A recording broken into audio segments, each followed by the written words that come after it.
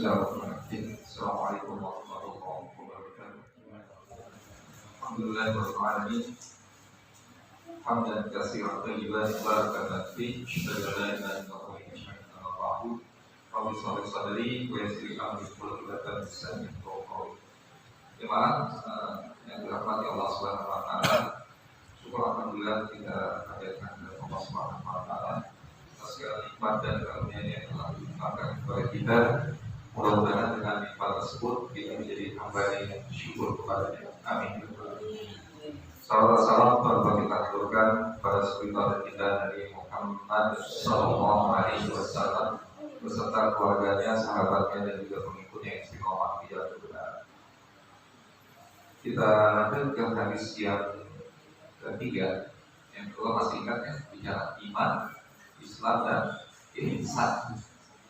Karena suatu saat nanti akan nyambung dengan hadis yang lain. Ya. An Abi Abdurrahman Abdullah bin Umar bin Khattab dari Abu Abdurrahman Abdullah bin Umar bin Khattab radhiyallahu anhu. Semoga Allah meridai mereka. Qala sami'tu Nabiyya sallallahu alaihi wasallam. Ia berkata, saya mendengar bahwa Nabi sallallahu alaihi wasallam yaqulu bersabda, bunyal Islam dibangun atas khamsin, 5 hal. Ya. Jadi bangunan Islam itu ada 5 pilarnya. Ya. Dan pilar ini kalau dibilang pilar tidak boleh tawar-menawar. Ya. Makanya kalau rukun itu boleh nggak meninggalkan salah satu?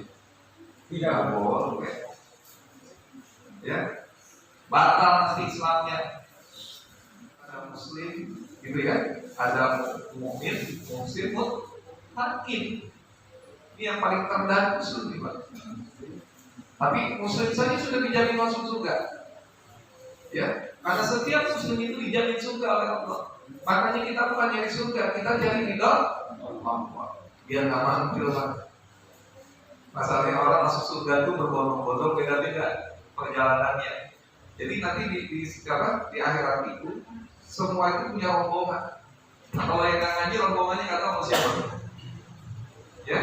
Makanya dulu saya ingat itu ada siapa yang almarhum yang dari pengurus NU yang sudah sangat senior sekali, gurunya Sebangan itu Mbak Mun. Kalimatnya seolah bercanda, tapi itu kalau saya ngomong bahasanya sedikit tapi itu dalamnya banyak. Kalau kita paham tentang ayat sama hadis, kenapa? Wis biarin kamu jadi orang Islam semampunya dibuat ngomong ke murid-muridnya. Tapi nanti kalau ada kesulitan di akhirat, bilang aja rombongannya bangun gitu. Saya ketawa tapi iya. Orang masuk surga itu berbondong-bondong, kalau tak punya jamaah ya repot juga. Dari tertarik itu siapa rombongannya? Begitu. Coba lihat ini orang. Di 30 banyak pikiran rombongan. Gitu ya. Jadi penting kita belajar itu begitu. Nah, kalau pilar itu tak boleh ditinggal sama sekali. Ya, artinya apa? Ada 2 hal. Ya, ini kita bicara. Ada yang menyebabkan orang itu keluar dari Islam. Ada orang yang kalau berbuat salah dia tidak keluar dari Islam.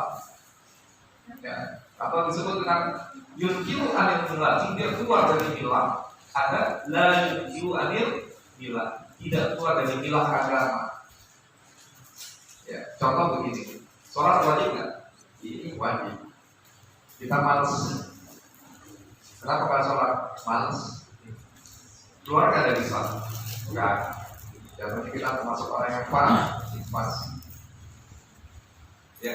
Tapi kalau ditanya soal kenapa kamu nggak sholat? Dijawab nggak wajib. Ya. Itu keluar dari agama, itu mengeluarkan orangnya dari agama. karena telah merubah hukum Allah. Atau dia tidak yakin. Ini hati-hati. Karena kita bercanda ya. Nah, bercanda diri-diri. Hati-hati kalau berbicara tentang rukun Islam, hati-hati. Ya, hati-hati. Makanya pilar itu jadi beda. Misalkan itu nanti kita bahas ya. Maka nanti terakhir yang kemarin saya informasikan tentang bahasa haji ya, saya bahas sedikit. Bagaimana juga akan menjadi kewajiban harus punya niat dan keinginan yang kuat untuk berangkat haji sekali kita tidak punya apa-apa. Baik secara rupiah maupun kemampuan fisik. Tapi harus diniatkan kita berdoa. Ya, jangan enggak sama sekali. Ya, begitu. Oke, kita lanjutkan dulu. Jadi pilar itu prinsipnya begitu. Ya, tidaklah dikatakan bangunan kalau tanpa ada pilarnya. Mana bisa bangunan? Ya, kecuali material, bahan pokoknya untuk bangun rumah cukup ya, ada. Tapi karena dia belum tersusun, bisa dikatakan bangunan? Bukan. Material kan gitu kan, material. Tapi kalau nggak ada tiangnya seperti di penyangga, kita tahu kita dalam bangunan. Makanya rukun Islam itu baru pilar-pilarnya yang akan menutupi ruangan ini, temboknya, aksesorisnya, termasuk di sini tempat duduknya, meja-mejanya, mebelnya ya, seperti itu. Itu nanti ibadah yang lain. Makanya di dalam Islam itu ada ibadah makhluk, ada ghairah. Kita belajar muamalah, kita belajar syariat ekonomi.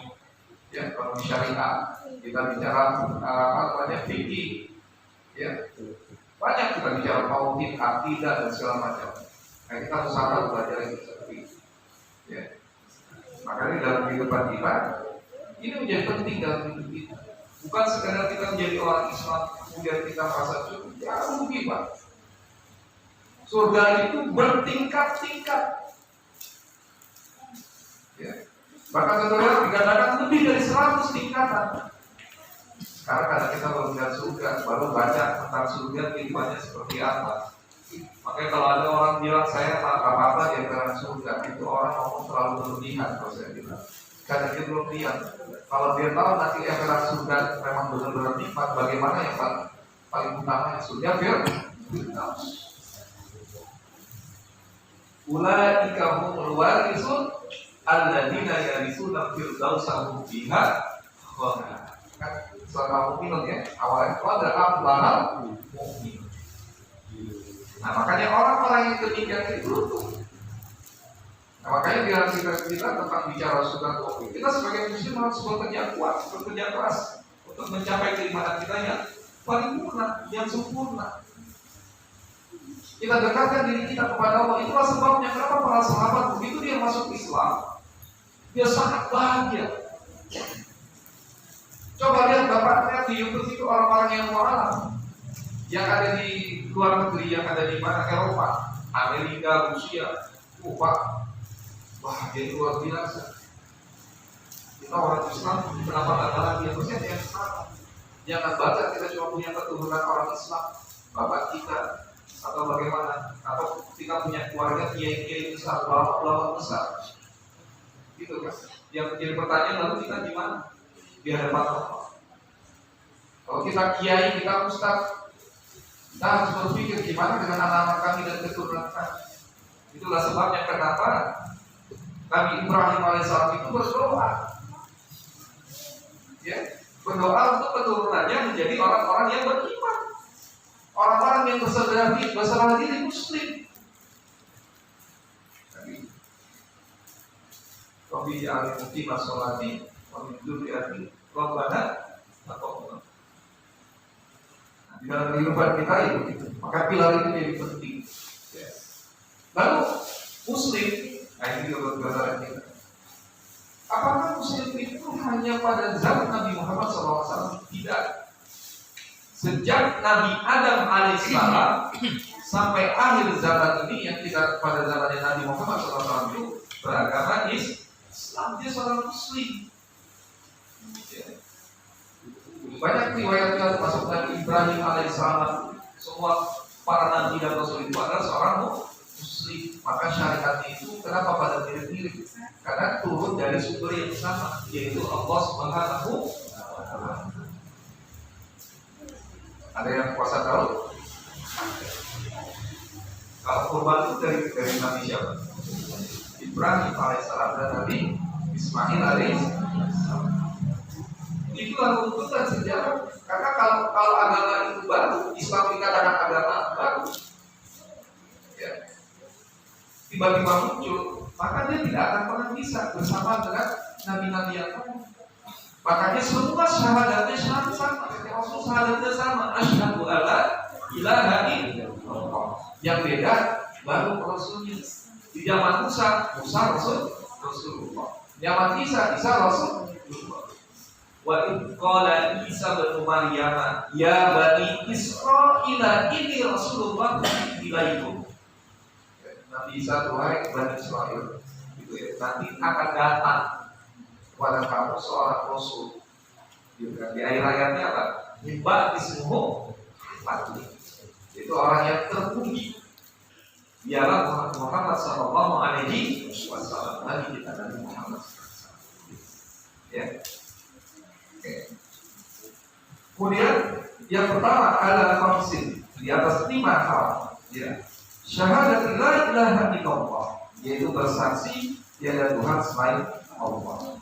Muhammad dan Rasulullah, dan sesungguhnya Nabi Muhammad adalah utusan Allah. Nah, jadi buat mereka yang belum beriman kepada Allah, yang mereka masih kafir, kemudian dia mau menjadi mu'alaf, maka syaratnya adalah mengucapkan 2 kalimat syahadat. Lalu apakah kita yang berkenan muslim perlu bersyahadat? Tidak. Karena setiap anak yang dilahirkan itu fitrahnya adalah Islam. Ya, surat Al. Ya. Fitrah Allah fataran nasa alaiha la tabdila li khalqillah. Ya, itu tetap kepada apa? Fitrahnya, yaitu Islam. Ya, jadi makanya kalau ada anak-anak kecil yang mereka orang tuanya bukan muslim, maka dia itu termasuk bagian dari orang-orang yang belum termasuk beban, belum terkena takdir hukum. Ya, makanya kapan orang itu akan dibebankan hukum adalah ketika orang itu telah memasuki usia balik. Maka syarat orang itu dikenakan beban hukum adalah balik. Makanya kenapa anak kita diperintahkan pada usia 7 tahun untuk sholat, 10 tahun nggak sholat diberikan pukulan pendidikan. Bukan di Depok, pukulan pendidikan. Kadang-kadang malah campur sama diri, jadi karena malah sebenarnya kan ada bahasa dirinya gitu kan, panjar itu lah. Nah, jadi itu salah satu sebabnya ketika kita mengajarkan kebaikan dan kebiasaan bagi anak kita, di saat dia masuk pada fase balik, dia sudah terjaga dari sholat. Ya. Itu penting, kenapa kita jaga? Karena tidak ada celah orang untuk melaksanakan perbuatan-perbuatan yang akan menyebabkan dirinya dia akan masuk kepada orang-orang yang fasik. Ya, nanti pas sholat kita masuk ya, tapi kita syahadat dulu. Ya, jadi perlu dipahami bahwa kalimatul haq la ilaha illallah Muhammadur Rasulullah. Maka banyak orang menginginkan wafat itu dalam keadaan mengucapkan la ilaha illallah. Kenapa? Bahwa dia pasti masuk surga karena orang yang bisa mencapai la ilaha illallah seperti kehidupannya senantiasa menjaga la ilaha illallah. Maka doa. Jadi kalau ngaji itu jangan diem aja. Respon hati kita kepada Allah itu harus ada. Ya, jadi misalkan kita ngomong tentang ini, ya ibu doa, ya Allah mudah-mudahan wafat saya, bapak doa, mudah wafat saya dalam keadaan lafaz saya. Kalau ada kekurangan, langsung respon tuh. Pak, kita banyak istighfar, ya Allah saya salah lagi itu apa? Mudah-mudahan kau ampuni aku agar aku bisa memperbaiki diri. Jadi kalau ngaji itu, kalau ada yang belum bisa, ya Allah berat banget, ya Allah berikan aku kemampuan. Direspon. Jadi yang ngomong ini memang saya. Ya, tapi pada hakikatnya Allah memberikan kepada kita semua termasuk saya adalah nasihat yang terbaik. Karena Adinun nasihat. Karena agama itu adalah nasihat. Nasihat juga bukan diri kita saja, buat semuanya. Ya, jadi kalau cara belajar kita yang efektif di zaman para nabi dan rasul, para sahabat itu ada merespon, bukan ya udah tahu. Karena kita ngaji ini bukan pengen tahu, kita ngaji tujuannya adalah Allah, agar kita terlibat Allah, dekat pada Allah, hidup kita makin tenang, kita makin bahagia. Karena kebahagiaan itu bukan milik pasangan hidup kita, kebahagiaan itu bukan milik yang ada pada harta kita, anak kita, atau dunia semuanya. Kebahagiaan itu adalah ada pada Allah Subhanahu wa Ta'ala. Maka kita minta pemilik kebahagiaan itu Allah. Laisa al-qulubi sururun wa la zalun tanmanu ila fi mahabbatillah. Gak ada di dalam diri kita suatu ketenangan, kebahagiaan yang sempurna. Illa fi mahabbatillah, kecuali kecintaan kita kepada Allah. Wa ta'ala itu Allah mendekatkan diri kepada Allah. Ya. Jadi ada pada Allah kebahagiaan. Ya. Karena yang kita nikmati sekarang ini bukan kebahagiaan, tapi kesenangan. Nanti baru begitu kan? Pengantin baru, gitu kan? Bahagia nggak? Belum tentu. Itu yang cakap yang pakai apa? Jika di depan kamar ya, ujung-ujungnya cerai. Padahal dua-duanya satu dapat satu duit apa? Masalah kawan. Karena yang tadi saya bilang, segala sesuatu itu akan diraih berdasarkan tujuan. Maka jangan main-main terhadap tujuan hidup kita. Cukup Allah saja tujuan kita. Masalah rezeki, masalah apa, enggak. Kita kembalikan kepada Allah. Tadi pagi saya bilang, ada tulisan Ibnu Qayyim al-Jauziyah. Saya katakan ini, Pak, kalau kita mengurus agama Allah, kita urus urusan umat, niatnya karena Allah, maka kita tidak akan mengurus diri kita. Paham gak maksudnya? Kita bikin beres urusan keluarga kita, urusan kantor yang nakal-nakal, yang bandel-bandel, nyerang kita, biarin aja urusan. Kita Allah yang beres itu. Yang penting kita fokus urusan agama kita. Ya, begitulah para ulama kita tuh. Pantes, dia cuma di masjid, gitu ya. Jadinya bukan aneh. Betul nggak? Iya kan? Dan kita sibuk cuma jadi orang yang egois, merasa diri paling hebat. Akhirnya kita sibuk sendiri dengan urusan kita, karena ulang kita sendiri dengan kita yang tidak mau peka dalam urusan Tuhan. Kita sebagai muslimnya harus peka. Ya, gimana cara peka? Kita belajar tentang jauh kita dan kita peka. Ya, karena orang masuk surga itu jangan sendiri. Ya, ajak keluarga kita, ajak juga tetangga kita, ajak masyarakat kita. Ini surga luas apa? Luas langit dan bumi. Aku hasabawa. Ya, itu luas. Nah, maka syahadat ini penting dalam hidup kita. Maka kita harus segala senantiasa memperbaiki dengan syahadat ini. Karena ukuran ini Pak, bangunan itu doyong karena apa tiangnya kan. Jadi kalau kita mau bangun, ada nggak perbedaannya sekarang ini? Kita bikin tiang, kalau bangunan tiang segini, kita bikin untuk 10 lantai kuatnya, nggak aman. Ini kita belajar sekaligus masuk ke dalam pendidikan Islam. Kalau kita ingin bangun, coba lihat kalau orang mau bikin mall, ke bawah itu bisa sampai 20-30 meter. Masa fondasi bawah aja ada basement. Ya. Untuk apa Pak? Karena beban yang akan ditanggung akan besar. Itulah kenapa dikatakan dalam surat Al-Baqarah ayat yang terakhir, la yukallifullahu nafsan illa wus'aha, laha ma kasabat wa 'alaiha ma kasabat.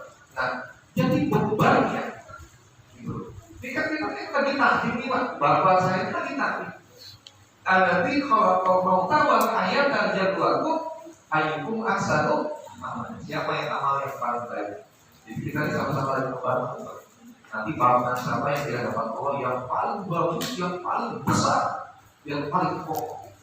Apa maksudnya? Kita bikin. Jika kita dipanggil, makanya apa? Allah uji itu adalah kalau bapak yang begitu lagi mau pasang panjang itu yang gede. Itu betul kan? Terus kan, apa ke bawah kan? Masuk ke dalam yang besar-besar. Itulah hidup kehidupannya itu besar. Macam-macam dari arah yang mana, tapi ingat, kalau tiang yang kecil, Allah berikan ujiannya juga kasih besar. Apa yang menjadi kemampuan? Tidak akan pernah lagi. Makanya kalau orang hidup dia seorang muslim yang baik, yang benar, nggak neko-neko hidupnya dikasih ujian oleh Allah seberat apapun dia, maka pastilah dengan izin Allah orang itu pasti sanggup melaksanakan ujian. Karena tadi lagi kali itu masalah kita ngecengin. Terkadang baru hidup sedikit sudah nggak kuat. Ada sahabat begitu dibayar, ada nabinya di situ. Waktu perang Badar nggak kebayang berapa orang? 300 lebih, ya, berbanding 1000. Sahabat sebagian sudah ada yang syahid. Sampai tanya kepada Nabi, ya Rasulullah, mana Nasrullah? Mana pertolongan Allah? Tuhan ayat kan? Ya, inna Nasrullahil, sesungguhnya pertolongan Allah itu sangat dekat. Dia langsung di mana pertolongan Allah. Baru tebas mau sampai sini sudah fokus dibantu dengan para malaikat yang di situ.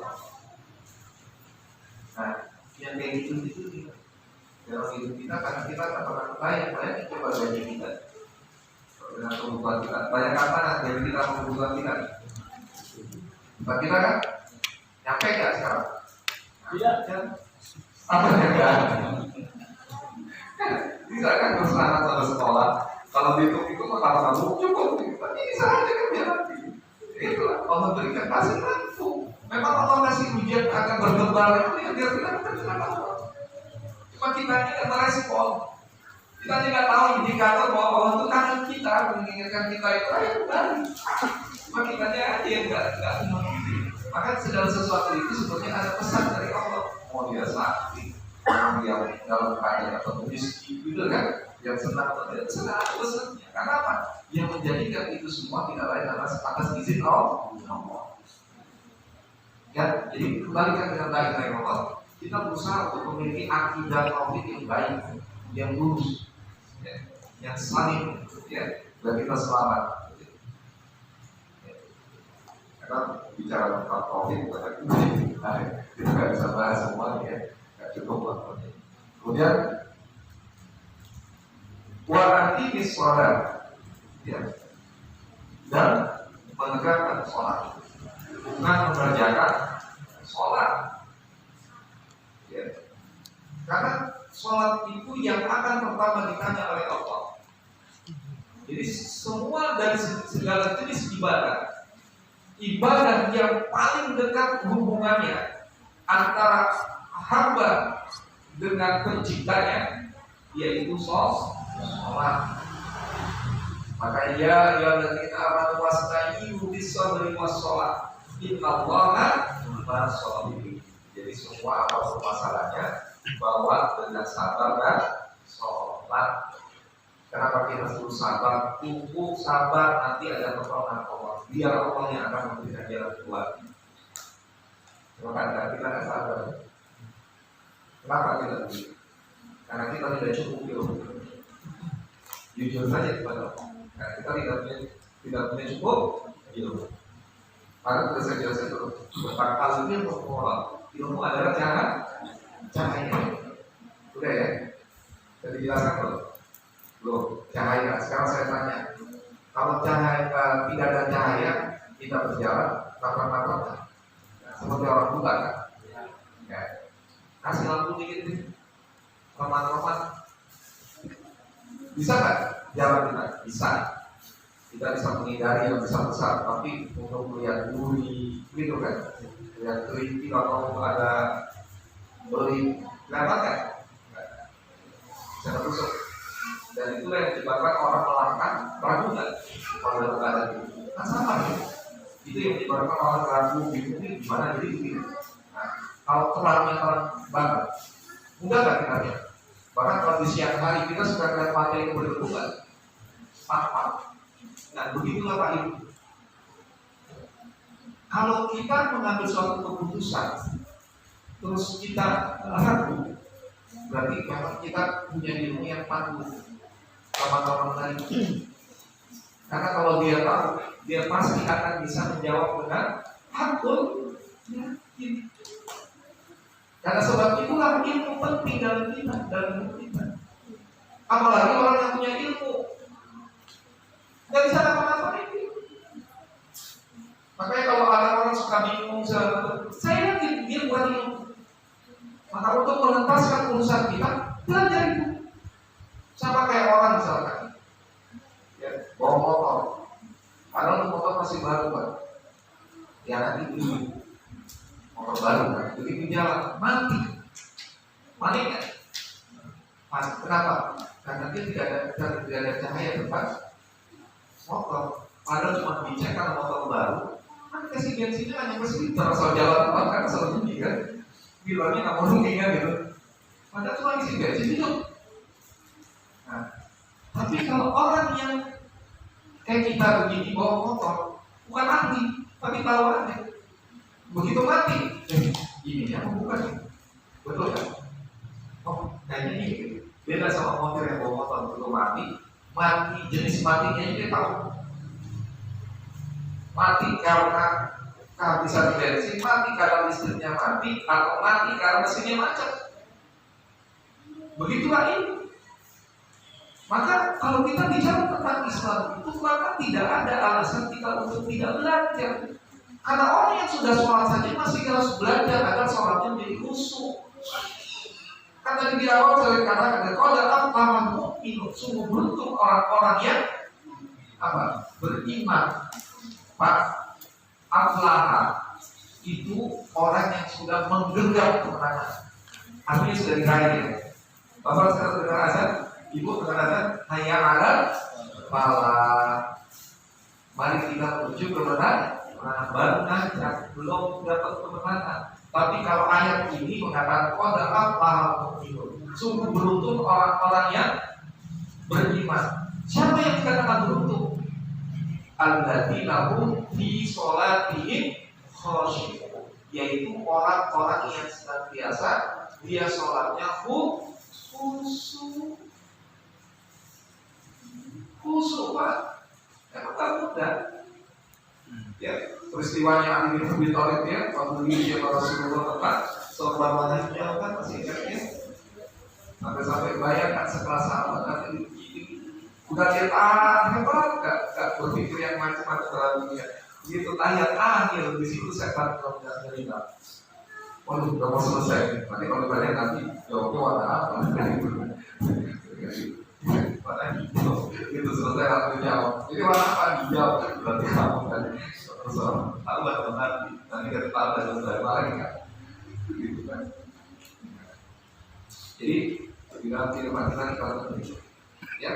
Jadi sholat itu tidak akan sampai pada kekhusyuan kita apabila kita bicara. Kalau kita sholat, kita mengucapkan ayat itu kita tidak tahu. Karena kita lagi ngomong orang belajar bahasa Inggris anak-anak SMP, baca reading gitu ya. Sampai jauh juga.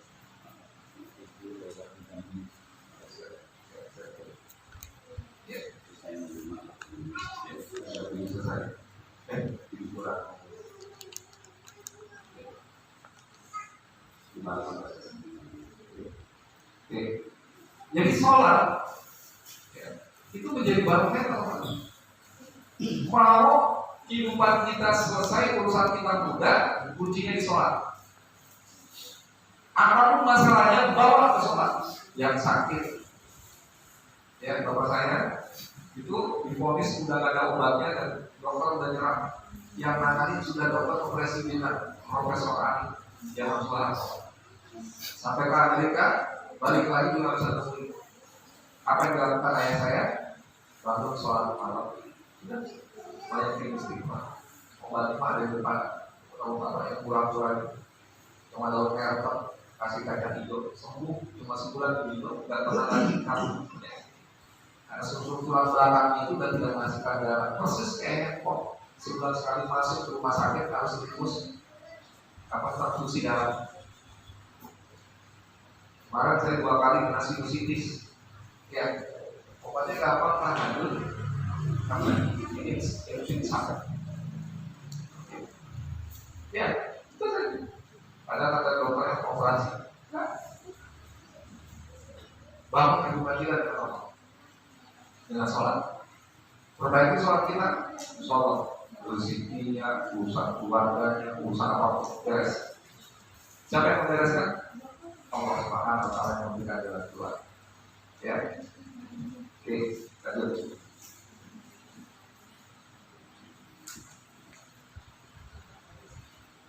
Wajib dari zakat dan menunaikan zakat penting bagi kita zakat. Zakat itu cuma titipan dari Allah menguji kita. Apa yang ada di dalam diri kita itu ada yang harus dikeluarkan. Karena itu kalau dimakan jadi racun. Tapi diberikan kepada yang berhak menerima itu menjadi kebaikan. Nanti Allah percaya kepada kita karena kita tidak mengambil hak orang lain. Yang paling enak itu Pak terhadap rezeki kita. Kita dipercaya oleh Allah menjadi distributor rezeki Allah. Itu yang dikatakan dermawan. Dan saya Pak Usman bin Affan radhiyallahu itu distributornya Allah. Dia dapat uang banyak bagi lagi orang. Sampai dipercaya sama Allah apapun usaha yang dibuatnya menjadi berkah dan kemudian apa kebahagiaan. Pak kemarin saya ketemu seorang pengusaha Pak. Kemarin bilang sama saya, alhamdulillah Pak Ustaz, saya sudah apa yang saya cita-citakan terpenuhi, dikabulkan oleh Allah. Kenapa? Karena dia pegang 2 negara, salah satu negara Rusia itu yang buat dia baru pembangkit listrik. Orang Indonesia usaha kita. Kalau orang Indonesia hebat di dunia, pembangkit listriknya Rusia, dia menang. Dia akan bangun di sana. Ya. Masuk Jawa Bali itu juga ya. Apa kita? Tahu nggak kalau salah satunya karena dia banyak orang dan nggak banyak waktu itu cerita. Ya cerita itu karena saya bilang coba kalau dilihatin itu saya kaget ini. Ya. Begitu.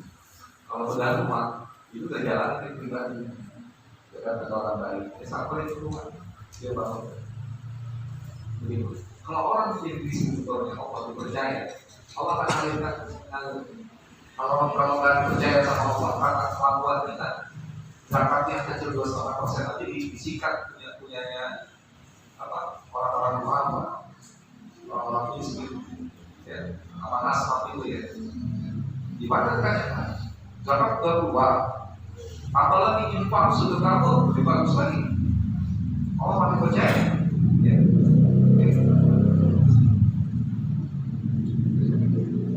Wahajul baiti dan haji ke Baitullah, maksudnya ke Masjidil Haram, Ka'bah. Ya, dari awal dari Bapak dijelaskan penting ketika kita tetap berdoa kepada Allah dan seperti haji sekalipun nggak punya uang, apalagi yang sudah berdaftar, yang tunggu sampai 20 tahun, 10 tahun, kita nggak pernah tahu Pak. Bisa saja dengan izin Allah hanya setahun kita menanti. Namanya kebijakan berbeda ya. Wong yang biar nggak dapat juga bisa kok. Kalau banyak jamaah yang di Lestari Satu itu yang mau berangkat kena COVID batal. Ya, bisa juga kayak kisahnya di Hidayat kan. Dia pengen hajikan orang tuanya, malah dia dipercepat sama Allah. Karena dia tidak mau mengambil hak orang lain, bisa dipilih juga. Ada kurbannya itu kan? Enggak. Tapi kita diizin Allah. Ada kuota tambahan, dia masuk dalam kuota tambahan dia berangkat dengan ibunya untuk pergi haji. Maka kita tidak boleh bersekutu kepada Allah. Maka biasakan itu bilang bersekutu kepada Allah sekalipun mungkin pahit bagi kita. Karena kita nggak tahu gimana nanti. Ya, sama kayak tadi saya berangkat dari Sawangan. Saya ngomong Pak, ini saya dari Sawangan lewat Kemenak, kalau mau kembali lewat mana? Sehingga saya di depan itu lagi pada dicocok-cocokin kan. Udah nunggu macetnya Pak. Puyuh Pak tadi saya. Kata saya tahu hikmahnya. Kalau nggak diguyur hujan tuh macet akan terus. Sampai situ lama. Saya udah doa dari Barat, saya udah doa di rumah. Sampai sekarang akhirnya apa? Sampai sini belum ada. Itu bubar lah. Dengan hujan saya kayak apa kan? Setengah jam saya sih. Kalau masih terlambat. Begitu keluar dari situ ke Medan, pas jalur yang ke arah sini, ini saya tinggal ikut saja masuk ke balik nanti. Kalau nggak saya ikut lagi, kalau bisa setengah jam masuk lagi. Kalau saya susah kepada Allah, mau ngapus kalau hujan, benar kan? Saya itu yang pakai saya di Pak, karena bahasa saya bahasa itu. Tapi kita tahu juga ada usaha dakwah ini kita berbuat, ya. Oke, yang terakhir, ya. Puasa Ramadan dan puasa juga Ramadan. Nggak boleh pak meninggalkan sama sekali. Karena alasan apa? Ya, karena sifatnya wajib kecuali kita dalam keadaan apa? Sakit ataupun dalam keadaan sampah. Boleh. Ya. Jadi saya ya, kalau orang tidak paham tentang puasa, dia puasa jalan tapi nggak sholat, gimana kalau nanti dikatakan bangunan kalau baliknya? Dan orang perhatikan ya, kenapa sholat itu penting? Saya tanya, kapan bapak akan mendoakan orang tua? Kalau nggak dalam keadaan bukan selesai sholat, betul nggak? Tapi kalau orang yang nggak sholat, berarti dia nggak doain orang tua ya? Kan nggak mungkin lagi ajoi, lagi diskotik, kalau dipilih, cocok kan? Orang nggak sholat. Tapi kalau orang yang sholat pasti kita orang tua untuk mendoakan. Makanya kenapa kita diberitakan untuk mengajak anak kita untuk sholat? Sebenarnya diuntungkan kita pak, bukan Allah kita yang diuntungkan. Kalau memberikan kebaikan jalan kepada siapapun itu kebaikan itu akan balik kepada kita. Ya. Maka urusan kebaikan itu jangan pernah dihitung dengan nilai, tapi kita dengan ridho Allah. Oh bahkan doa kalau itu dimana terus ada yang lain juga dinyalakan. Ya, ada bapaknya yang susah, banyak masalah bapaknya gitu ya, banyak tiup apa, bukan apa ya kan? Kalau anaknya belum ada beban hidup kan, dia doa ya Allah mudah-mudahan ayahku, adikku diberikan rezeki yang halal bagiku gitu kan. Ya kita jadi mudah. Ya, jadi itu soal penting. Itu yang terakhir. Quran Bukhari Muslim. Ya, demikian ada pertanyaan. Ya, teman-teman yang ingin bertanya. Ada waktu sekitar 7 menit ya, 5 menit. Karena saat kita sholat nanti dalam hati kita sampai bikin aku jangan lain utangku bapaknya itu. Apakah itu termasuk terdorong khusyuk nggak? Enggak kan? Dan sama yang kita sholatnya. Ya. Kalau mau sholat khusyuk, yang pertama kita niat dulu kan. Percuma badan yang bagus badannya gitu. Semua itu diniat. Kita mana nalubin? Bisa hadis yang berapa pertama ya. Jadi niat. Jangan berhenti di niat sendiri pak. Kalau pakai kekuatan kita berat hidup itu betul. Allah itu kasih mudah kita, tapi kita sendiri yang mau membawa beban itu sendiri. Salah sendiri kita. Gimana caranya? Niat. Kedua doa. Yang ketiga dengan ilmunya. Prinsipnya itu. Tidak ilmu, ya. Nah, baru kalau kita ingin mendapatkan dengan ilmunya, ya, maka kita harus belajar. Yang pertama, kita harus mempelajari, ya, solu kama ro'aitumuni usolli. Kata Nabi, sholatlah kamu sebagaimana kamu melihat aku sholat. Ya, lihat tata caranya, lihat aturannya. Lihat fikihnya, ya. Kalau saya cuma bilang kesempatan yang mereka pakai 4 mazhab, silakan salah satunya pakai.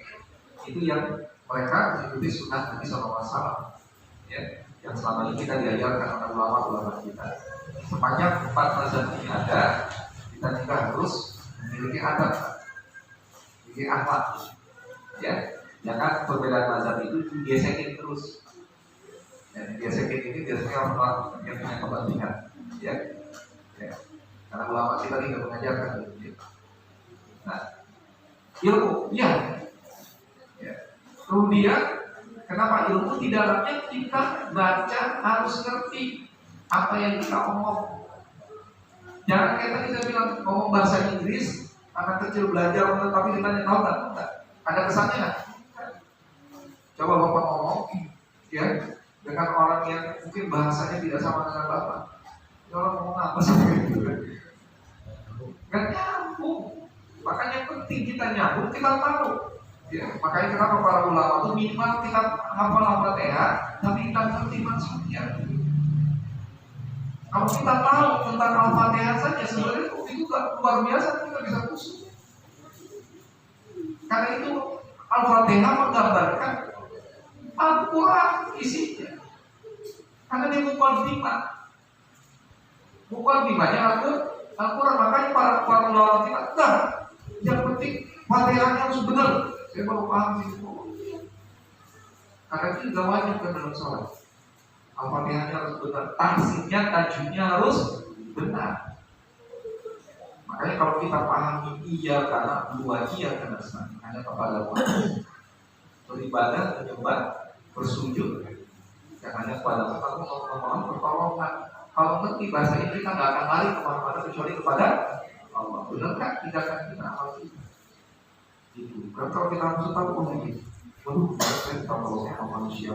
Nah, siapa yang kita tahu kepada manusia, siap-siap kecewa. Tapi siapa yang meminta tolong kepada Allah, siap-siap mereka akan mendapatkan pertolongan Allah. Begitu. Nah, baru kita bisa secara ilmunya benar, pengharapannya benar, ya. Dan kita tahu lagi berdialog dengan Allah. Gimana caranya Pak? Jangan pakai pakaian yang sembarangan kalau sholat, kecuali darurat. Kita dalam perjalanan tiba-tiba seperti yang ada di rumah. Tapi kalau tidak di rumah, pakai pakaian yang paling bagus dan ke masjid. Buat ke masjid Pak, kalau ada duit di rumah, pakai pakaian indah buat datang ke masjid. Habis itu pada ibadah, mati gitu. Kan gitu. Kalau wanita kan jelas pakai mukena aja kan. Pakai yang paling indah, jangan pakai kaos oblong, pakai yang ada Allah. Walaupun secara sah, secara tinggi betul, nggak masalah. Tapi bicara adat kurang nyaman, ya.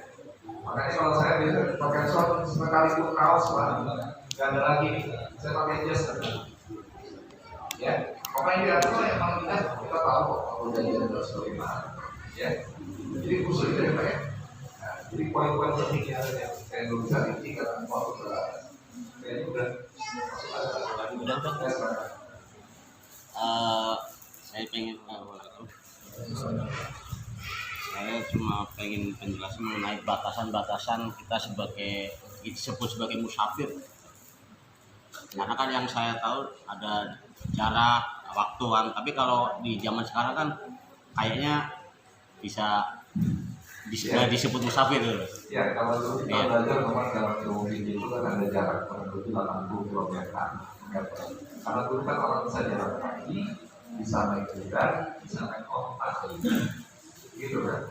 Nah, tapi memang sekarang ini kita pulang 80 km itu masih jauh banyak. Iya.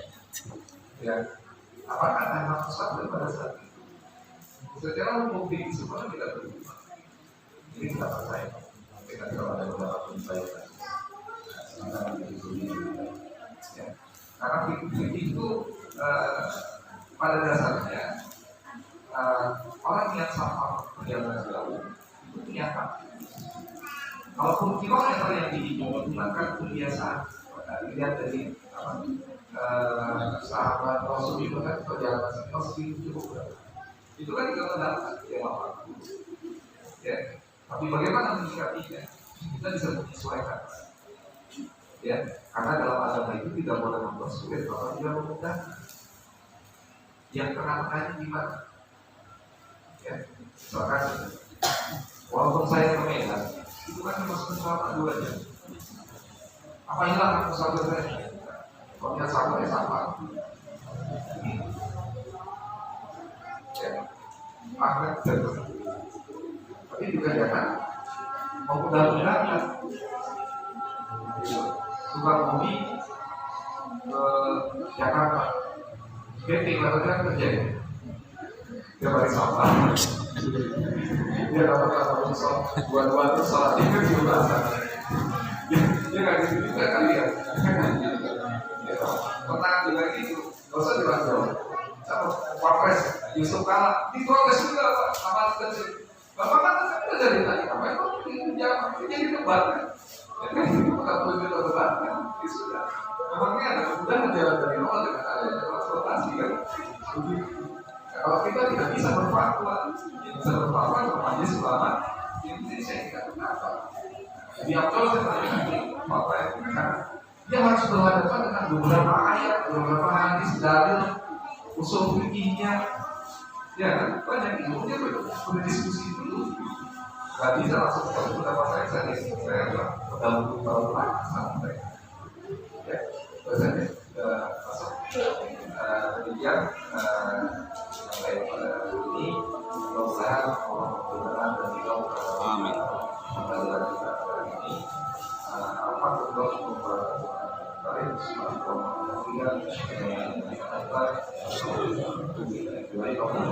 Assalamualaikum warahmatullahi wabarakatuh.